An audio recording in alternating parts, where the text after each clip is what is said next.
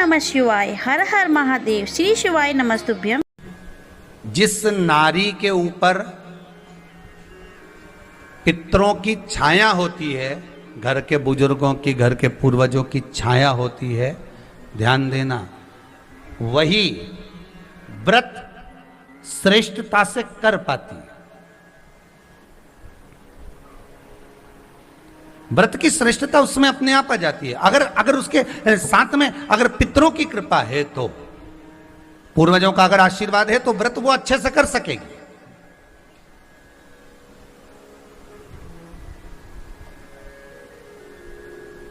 और सहज भाषा में समझ लीजिए, बहुत अच्छे से समझना इस बात को, कि मान लो, एक सरल भाषा में आप और अच्छे से समझिए उसको, बहुत अच्छे से,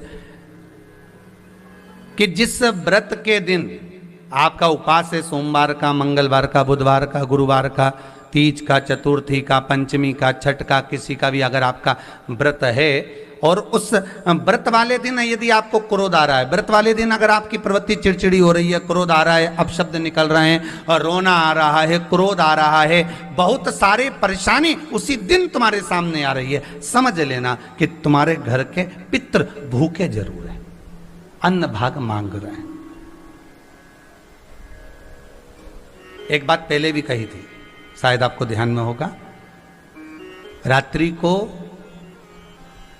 सोने के बाद, विश्राम के बाद, एक बार कहा था, आप लोगों को याद होगा, कि सोने के बाद में 2 घंटे के अंदर अगर आपकी नींद खुलती है, और खुलने के बाद यदि आपको भूख लग रही है, प्यास लग रही है, तो समझ लेना कि आपके पितर, आपके पूर्वज भूखे हैं, अन्न का भाग मांग रहे हैं, पानी पीने को मांग रहे हैं।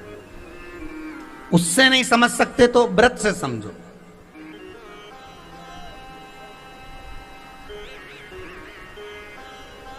व्रत से समझ लो।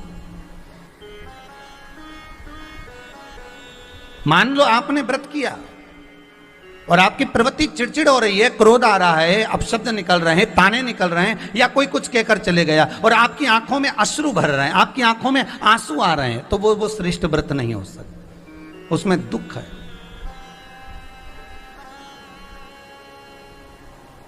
पुष्प ताजा है तो आप भगवान को दोगे, सही है कि गलत है? केला अच्छा है तो भगवान को दोगे, वो काला पड़ गया तो तुम भगवान को दोगे क्या? अंदर से गल चुका है तो भगवान को दोगे क्या? नहीं, आप भगवान को दोगे।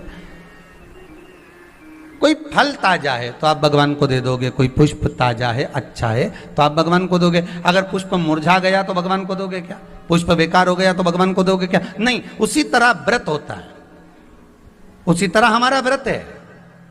जिस व्रत में हमको क्रोध आ रहा है, जिस व्रत में हम चिड़चिड़े हो रहे हैं, जिस व्रत में हम अपशब्द कर रहे हैं, जिस व्रत में हमको रोना आ रहा है, जिस व्रत में हम किसी की बात का ठेस हमको पहुंच रहा है और हम क्रोधित हो गए, हम रो दिए, हम चिड़चिड़ हो गए, समझ लेना वो फूल मुरझा चुका है, वो व्रत तुम्हारा बेकार हो चुका है, उसको भगवान स्वीकार नहीं करेगा।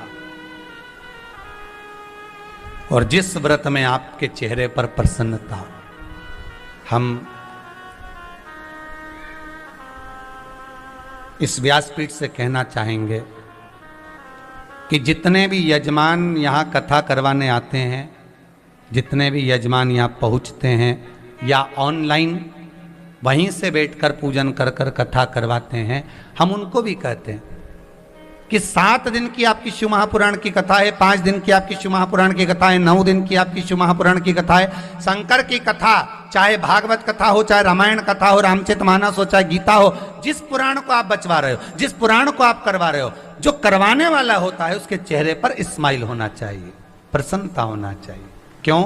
क्योंकि इस पुराण को आप अकेले नहीं सुन रहे, इस पुराण को आपके पितृलोक में विराजमान पितृ पूर्वज भी श्रवण कर रहे हैं। जितनी आपकी चेहरे पर प्रसन्नता होगी, उतनी आपके पूर्वज भर भर कर आशीर्वाद देंगे। 7 दिन तक, जब तक आप कथा का रसस्वादन कर रहे हो, कथा श्रवण कर रहे हो, 7 दिन तक आपके चेहरे पर अगर प्रसन्नता है, तो पूर्वजों का आशीर्वाद आप पर बना हुआ है, आप पर